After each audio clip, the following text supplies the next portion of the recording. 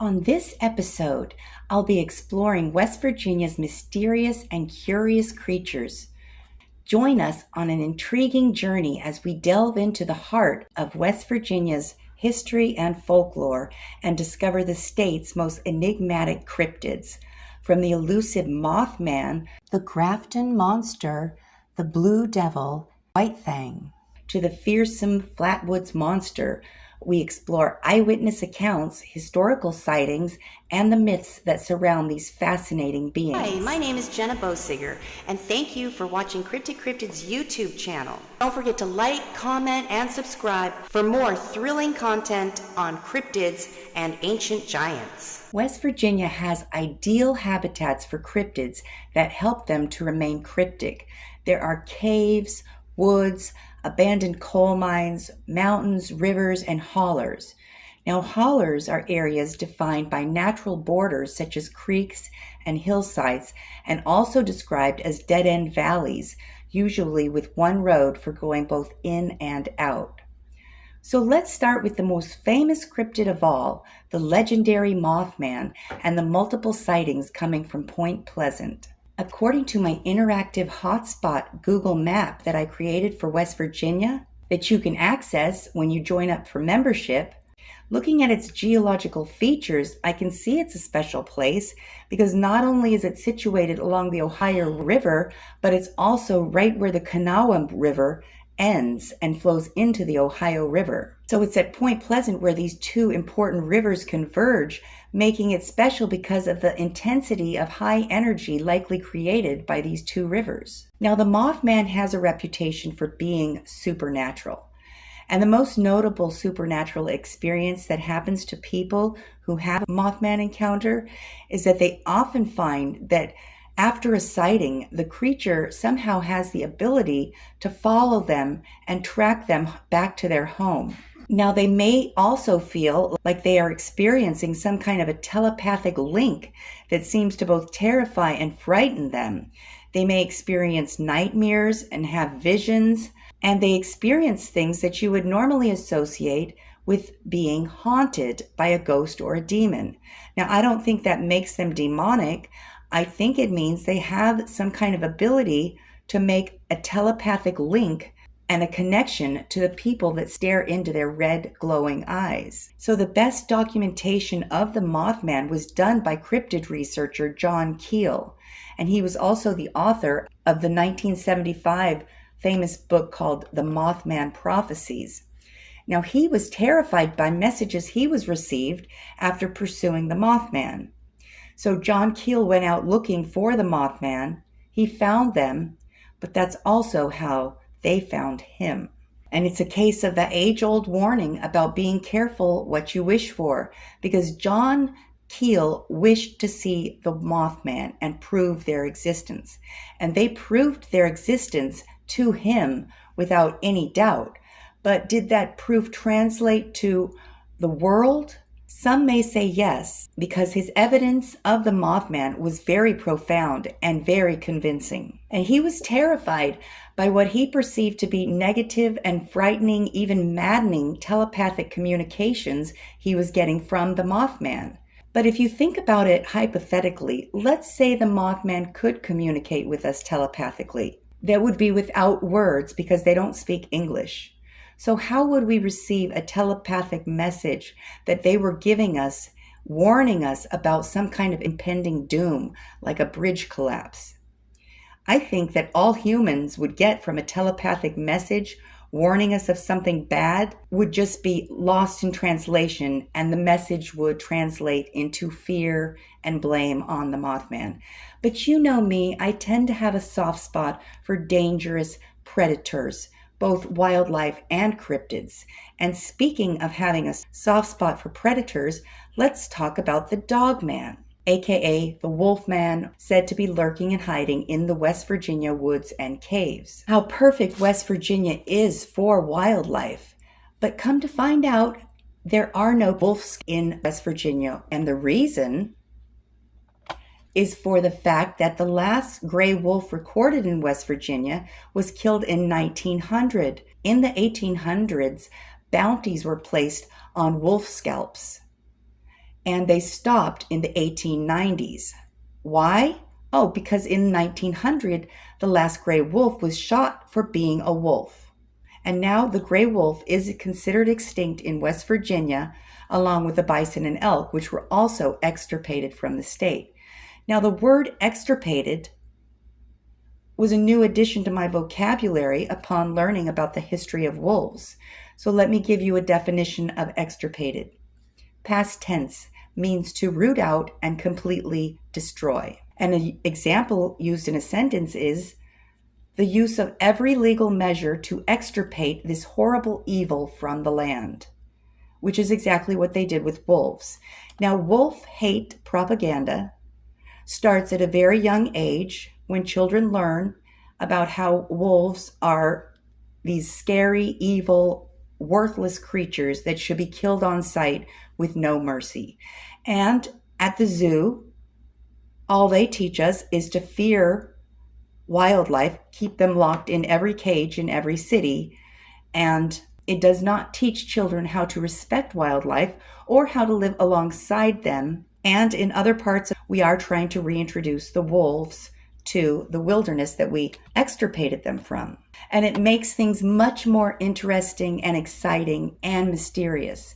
Okay, back to the dogman species that's called the blue devil. Now again, the name devil was likely given as a form of propaganda, wolf hate to creatures, but I doubt that it has any relation to the devil. So here we are with the Cryptic Hotspot Map that I've made for the state of West Virginia.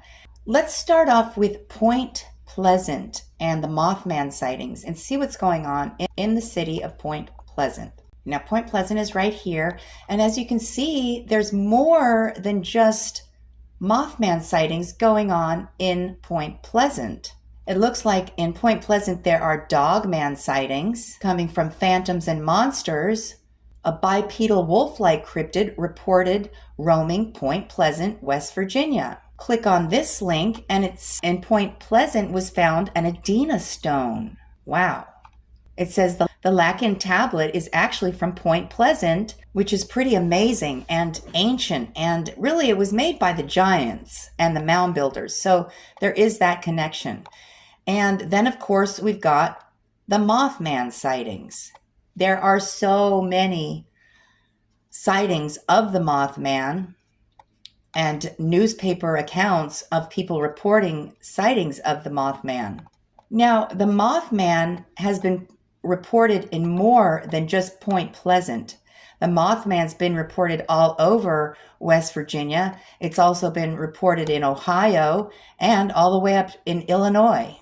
So if we deselect mounds and giants, even the artifacts, and just stick with the cryptids, oh my goodness, I think this is about 31 examples of cryptid sightings. The main cryptids that I'm going to be reporting on are the Mothman, the Dogman or the Wolfman, the Bigfoot, and the Sheep Squatch, and the Flatwoods Monster. And look at all the places that have devils in the names. See, there's Devil's Backbone. We've got 2 Devil's Backbones, a Devil's Den Hollow, Devil's Canyon, Devil's Fork, Devil's Hole Mountain, Devil's Nose, Devil Ants Trail, Devil Ants Rock, and Devil's Gulch. These all represent different caves throughout the state of West Virginia, of which there are a lot. There are a lot of dogman sightings in the state of West Virginia. We've got one here up in Hancock County, another one in Potomac, Preston County, Canaan Valley, which is a very interesting name. And how interesting is it that Canaan is where the cynocephaly dogman came from, and it's also where the dogman sightings here in West Virginia. So we've got dogmans here in Monongahela National Forest, 2 dogman sightings right next to each other in Webster Springs and Webster County, Grassy Creek dogman sightings, Raleigh County, McDowell County, Also, Bigfoot sightings in McDowell County as well. We've got the Bigfoot from Grafton, known as the Grafton Monster, which is probably the most famous Bigfoot in all of West Virginia, since it has its own name. There's also dogmens reported in Harper's Ferry. They are all over the county. And the Bigfoots are all over the county too. We've got them from Pendleton County and more in Canaan Valley. I really want to go there. We've got Bigfoot in Sutton County, Bigfoot in Pocahontas County, Greenbrier County, the New River Gorge National Park and Preserve. We've got both Bigfoot and dogman sightings in McDowell County, Monroe County, and the Kanawha State Forest. Now, the other popular cryptid in West Virginia has its own name of White Fang. But in reality, it's a sheep squatch, and it's white. We've got sheep squatch sightings coming from Boone County, and then we got more sheep squatch sightings all the way up in Morgantown. So what's really cool about this map is that you can just click on all of these cryptid sightings, and it gives you links in all of them for the source of the reportings. Now, if you were living in the state of West Virginia, and let's say you were going camping, wouldn't you want to know if you were in a Bigfoot hotspot or a sheep squatch hotspot or a dogman or Mothman hotspot? And with this map, you can find out where they are, what the sightings are by clicking on the links, and that way you'll know. And you can have access to these interactive maps by joining up for membership. They're very, very handy for doing any traveling and camping and just getting an idea of what's going on in your surroundings. Finally, one of the most notorious cryptid encounters coming from the state of West Virginia is the Flatwoods Monster, a real alien encounter. Did you know that in 1952, a mysterious creature was spotted in the woods of West Virginia, sparking one of the most intriguing alien encounters in history? We're about to dive into the story of the Flatwoods Monster, a mysterious being that shocked witnesses and became a legend in the world of UFO sightings. The most compelling information, in my opinion, is the eyewitness drawings by the three boys who saw the creature. They seem very believable because they are not identical, but they are the same. And there is no denying that. But in reality, who's going to be convinced of aliens by drawings made by children? Besides me. Let's examine the details of the Flatwoods Monster sighting, including the eyewitness accounts, the nature of the creature, and the aftermath of the event in the small town of Flatwoods, West Virginia. So on September 12, 1952, 5 siblings, along with their friend, claimed to have seen a strange creature in the woods near Flatwoods, West Virginia. And according to the witnesses, the creature stood around 7 feet tall, with glowing red eyes and a distinctive ace of spades shaped head. It glided across the ground, emitting a piercing scream that sent chills down their spines, and the witnesses described the creature as having a metallic body with a distinctive hissing sound that accompanied its movements. Okay, the story gained more traction as more witnesses came forward claiming to have seen similar creatures in the area.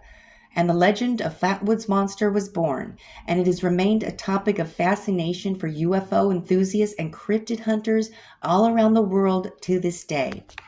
There is something I feel is important to point out about the history of West Virginia's wilderness areas and habitats for wildlife and cryptids. So when the Europeans arrived, West Virginia's 15 million acres were mostly covered in ancient growth forest. But by 1920, virtually the entire state had been deforested. And in 1900, all the wolves were extirpated from the state. And just think about what an ugly, sad place it would have been at that time. But I'm happy to say, today, in the state of West Virginia, I see areas of lush woods, and thankfully, so much of the woods have returned. But unfortunately, the wolves have not yet been allowed back to their native wilderness in West Virginia, and I hope that changes. But the reason I think the state currently looks so desirable and holds so much mystery and intrigue is due to these wild places and habitats where wild creatures live and hide. Because it's in and around these wilderness areas that all the mystery lives, and that's what makes a state special, its wilderness areas. In cities where no wildlife can live is where all the mystery and magic dies. And I love the city, but we need to keep them separate from the wilderness areas, and we need to keep wilderness areas alive and bring back the wolves. I'm for wolves, not cows, because apparently it's a choice. I'm Jenna Bosiger, and that's my honest opinion. Thanks so much for watching and listening, and I can't wait to get into the state of West Virginia.